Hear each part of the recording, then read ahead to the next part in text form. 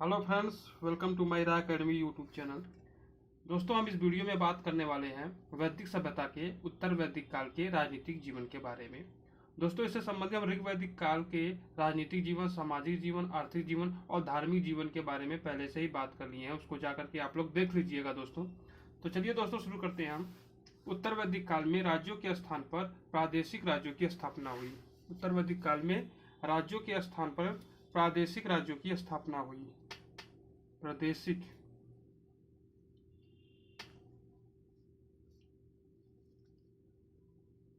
राज्यों की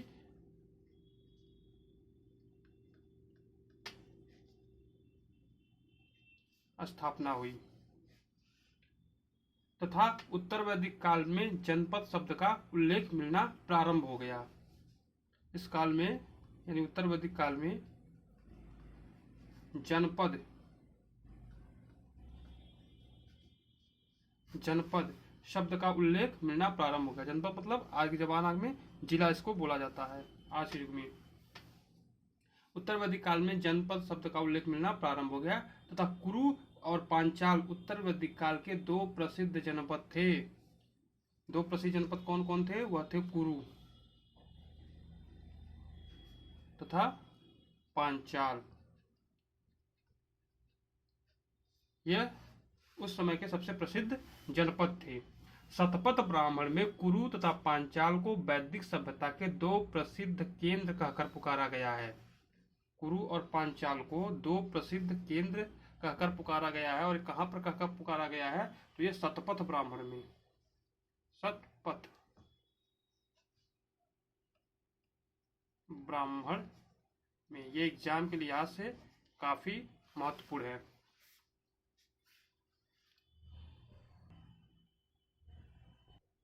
दोस्तों, इस काल में पहली बार क्षेत्रीय राज्यों का उदय हुआ। क्षेत्रीय राज्यों का उदय इस काल में पहली बार हुआ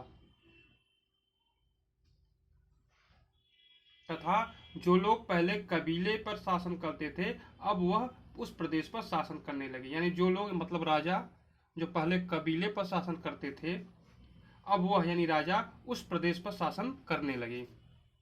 दोस्तों, इस काल में सभा में स्त्रियों के प्रवेश पर रोक लगा दी गई तथा सभा समिति आदि प्रतिनिधि संस्थाओं का प्रभाव खत्म कर दिया गया।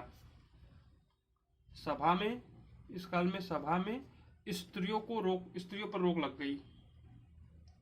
स्त्रियों पर रोक लग गई। इस काल में स्त्रियों पर रोक लग गई तथा सभा और समिति प्रतिनिधि संस्थाओं का प्रभाव खत्म हो गया। इस काल में राजतंत्रात्मक शासन व्यवस्था और सशक्त हुई तथा वंशानुगत का पद आरंभ हो गया। इस काल में राजतंत्रात्मक शासन व्यवस्था यानी राजा वाला व्यवस्था, तंत्रात्मक शासन व्यवस्था और टाइट हो गया यानी और सशक्त हुआ तथा राजा का पद वंशानुगत अब हो गया। ऋग्वैदिक कालीन विदध का अस्तित्व अब खत्म हो गया। जो ऋग्वैदिक काल में विदध संस्था थी, उसका अस्तित्व अब खत्म कर दिया गया। विदध खत्म कर दिया गया और सभा तथा समिति अपनी जगह बनी रही, परंतु उनका स्वरूप बदल गया। सभा तथा समिति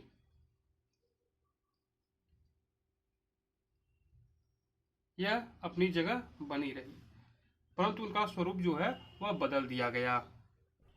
और अब इस समाज में प्रभावशाली वर्ग का वर्चस्व बढ़ गया।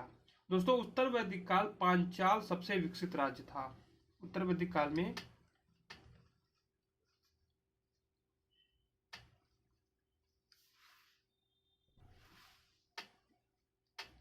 उत्तर वैदिक काल में पांचाल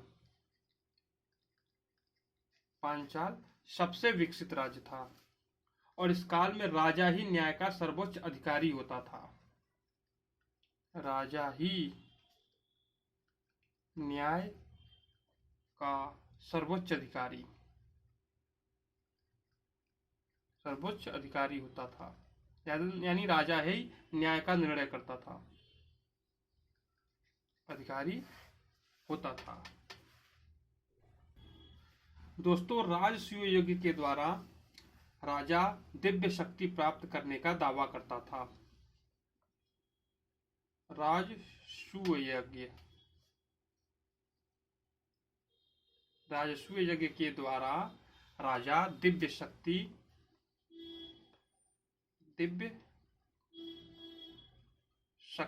को प्राप्त करने का दावा करता था। ऐतरेय ब्राह्मण के अनुसार पूर्व दिशा के शासक को सम्राट, पश्चिम से स्वराष्ट्र, उत्तर के विराट और दक्षिण के भोज की उपाधि धारण करते थे, जबकि मध्य देश के शासक राजा कहलाते थे। ऐतरेय ब्राह्मण के अनुसार पूर्व दिशा के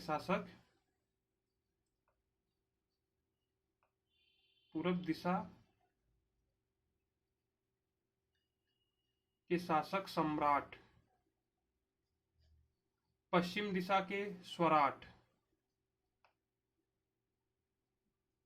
उत्तर के विराट और दक्षिण के भोज की उपाधि धारण करते थे। दक्षिण के राजा भोज की उपाधि, जबकि मध्य देश के शासक राजा कहलाते थे। मध्य देश शासक को राजा कहा जाता था।